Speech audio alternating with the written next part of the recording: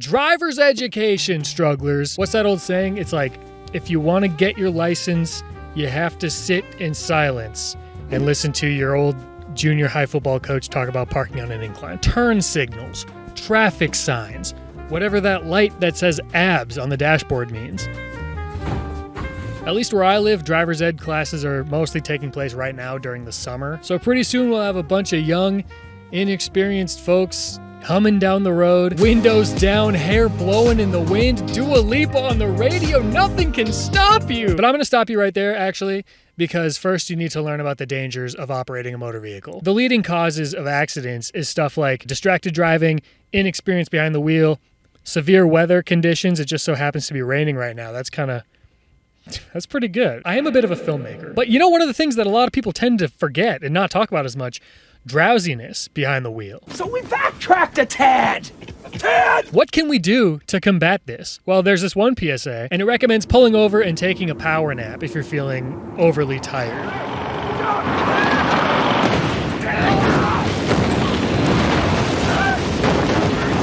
I got my computer set up here. There's a playlist of old driver's ed videos from mostly the 50s, 60s, 70s, and things were pretty shocking back then.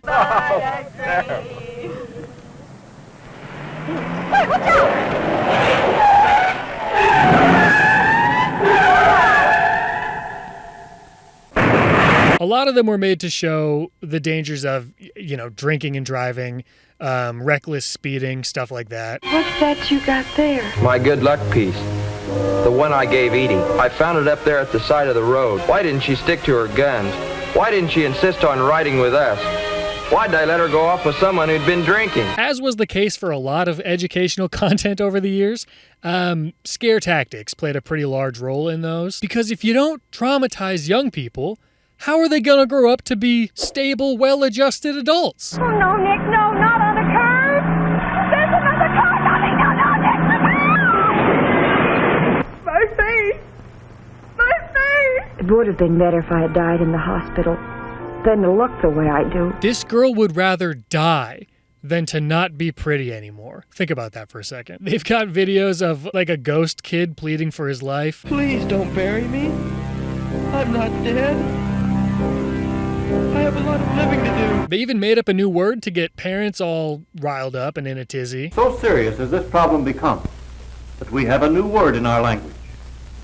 It's teenicide. But anyway, I figured since I didn't get to see these educational videos when I went through driver's ed, now would be as good a time as any to brush up on that knowledge. The first one was kind of a PSA series of these crash test dummies that were come to life, It was this big campaign that they did in, when did they do this campaign? There's actually a great video explaining the history of these crash test dummy characters, and it's by a channel called PSA Archive. Very specific niche. I like it though. So go check out that video if you want to learn more of the actual information about this stuff. I'm just here to make goofs, so let's make some goofs. There was a tie-in that they did with a more educational vibe to it. So that's the thing that I want to take a look at with y'all. Vince, we're dummies. We don't wear safety belts. Larry, you really know how to hurt a guy. Hit it! Safety belts. For dummies or people? What do you think, huh? Dummies or people? Let me know in the comments below. I say safety belts are for everybody. Checkmate, baby.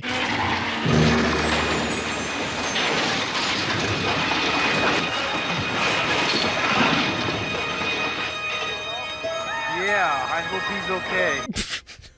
That was the most casual concern of all time. Horrifying wreck, flipping head over heels. I hope he's okay. I hope he's okay. I hope that somebody shows that much concern for me if I ever end up in a terrible accident like that. The helmet, and especially the safety belt, help to save his life. But that's in a race car, right?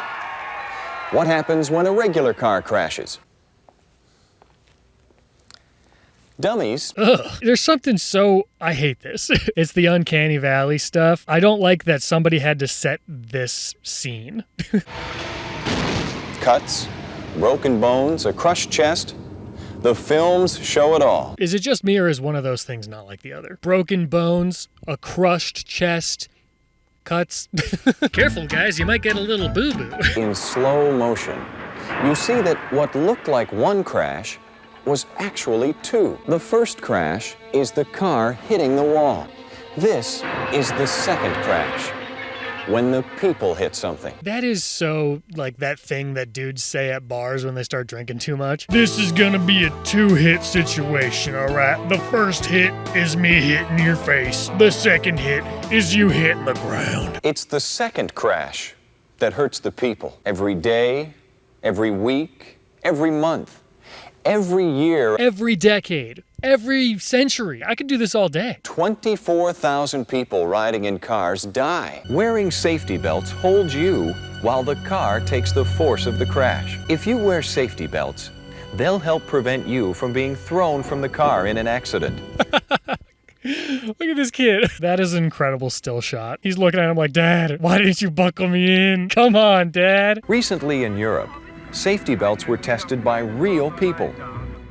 I'm sorry? It seems like every test has to be so lab-created, scientific. Safety precautions have to be taken to the highest level. Kind of wild that they're just throwing real people in the car and crashing them. Let's check this out.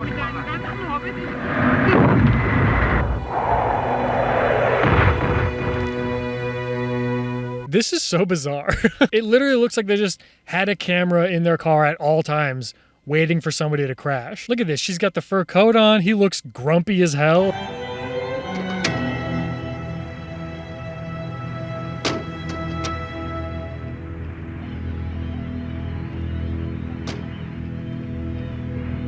Just gone. He left completely. He's out of there. He's like, I can't take this shit anymore. I can't frickin' do it. These tests show how belts really work for people. The only restraints used in these tests were safety belts.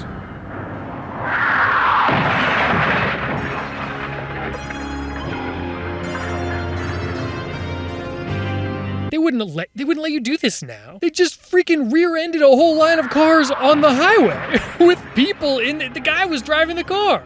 That's awesome. He just got freaking ragdolled too. He was like, what? That's what'll get you. That's the third hit, is the your brain hitting the inside of your skull.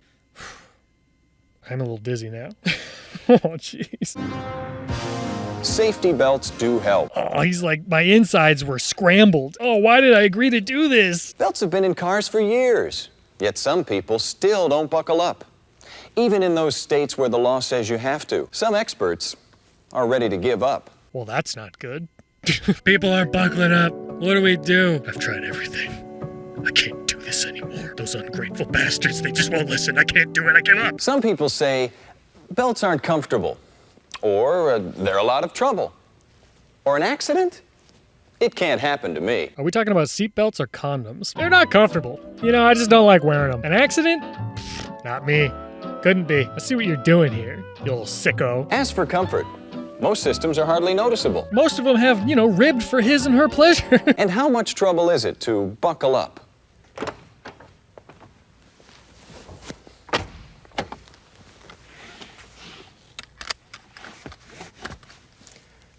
Not much. According to you, brother. Let's see. Let's test it out. Here we go.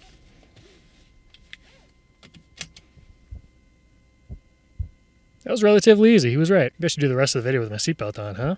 Set an example. As for accidents, it can happen. It does happen. It will happen. I'll make sure that you get in an accident. I'm coming after you. All right, get ready to get T-boned, brother. I can't do this. It is uncomfortable. And an accident's never going to happen to me. Safety belts do save lives. Buckling up is how a winner gets home. All right, well, hey, shit. I'm no loser, huh? I am a winner.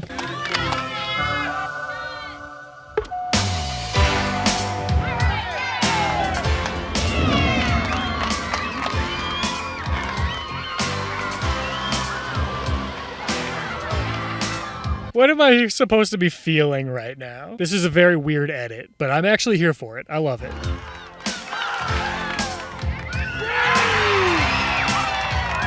Oh, I get it, because they're safe. Here's how it's done. When you wear your belt, we want it low on your body. See, this belt is loose. Don't wear it like this. See, Mackenzie's a dumbass. Mackenzie's a little idiot. You should be ashamed. Get the hell out of my car. When you wear your belt, you want it to be low and tight. And that's how we wear our belts.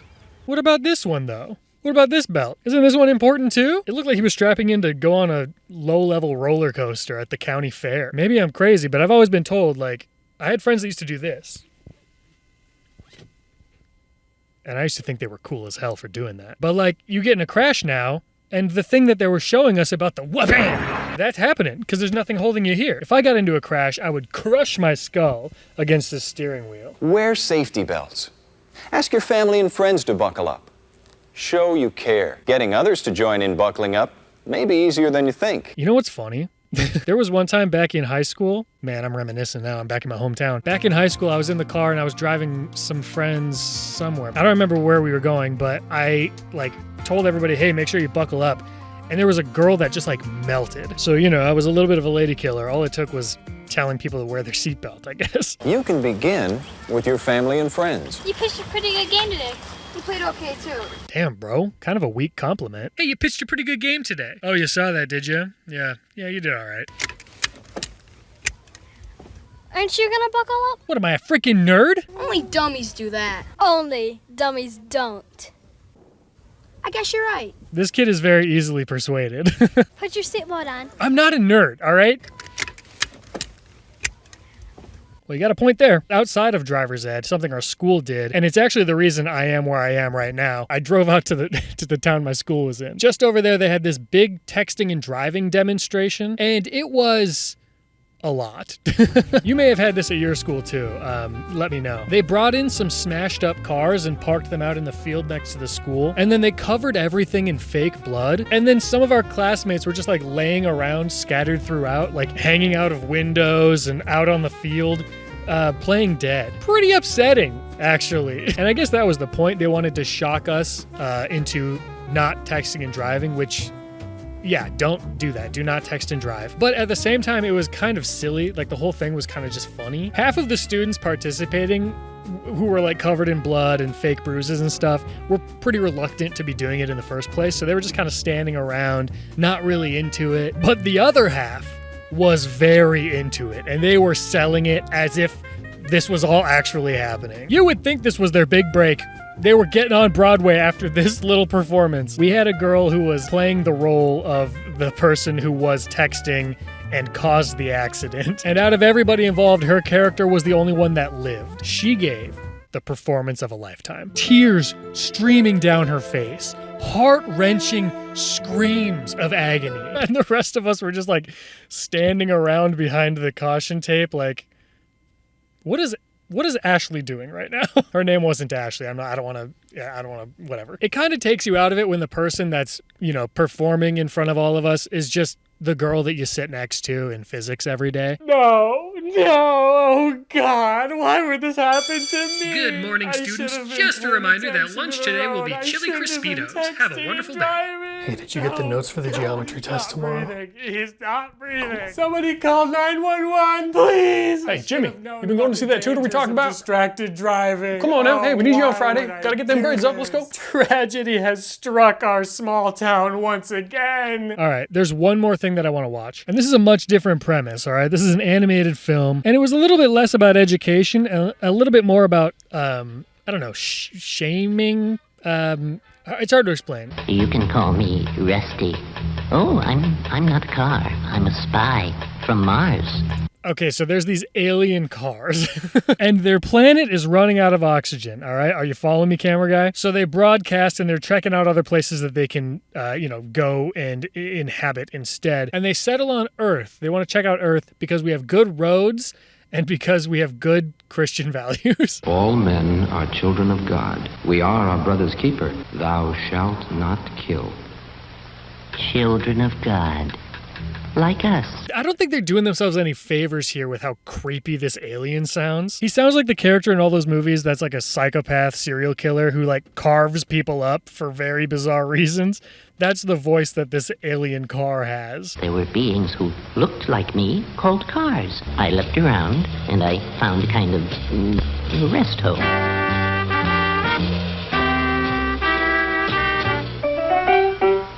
I slipped on a disguise and found a wavelength on which I could communicate. Excuse? Cheap real cream puff. That sounds like a... This is such an easy joke to make. Am I really going to stoop this low? That sounds like a Pornhub category. I know. And found a wavelength on which I could communicate with my kind of beings. Man, I mean, like, you know, they drive us crazy. We can't do a thing on our own. What are these offensive accents? Maybe not generally offensive, but I am offended. My ears have been offended just now. So the alien is speaking with the cars, and the cars are telling the alien, hey man, the people aren't treating us very well. They're driving us pretty poorly. So what I'm getting from this, the movie wants you to, you know, stop driving recklessly, start to be a little bit more conscious of your driving habits, because you should feel bad for the cars. Well, I mean, like, you know, some of the young ones, they're not so bad at try. And you know that they have alert minds and good reflexes. Well, that's just one of the messages. There's also the one where it's like, it's sinful to drive poorly. We'll get there. I found that in every single hour on this primitive planet, 4 of the creatures die in a car crash. And in my mind, I kept hearing that voice we'd picked up on Mars. All men are children of God. Thou shalt not kill. You say the right of way is not as important as God's right way. Why does that sound just like some bars that a youth pastor on Instagram would spit? We sit here and we talk about the right of way, but we don't focus on the right way of God. Everybody turn your Bibles to Leviticus chapter 2. Reckless driving is a sin. Anyway, guys, the moral of the story is drive safe, wear your seatbelt, follow the rules of the road, learn how to use a roundabout properly. Nobody knows how to use a freaking roundabout. It's not that hard, guys. You just go, it's like a little circle. You go around a little circle, you take turns, figure it out. Anyway, the storm is picking up. I do need to get home. I don't want to have to drive through severe weather. Thank you so much to my patrons, those that are listed here in the top tier on there. Drive safe, everybody. I want you to get home safe. I'm going to end it by going and dancing in the rain. You know, that'll be fun.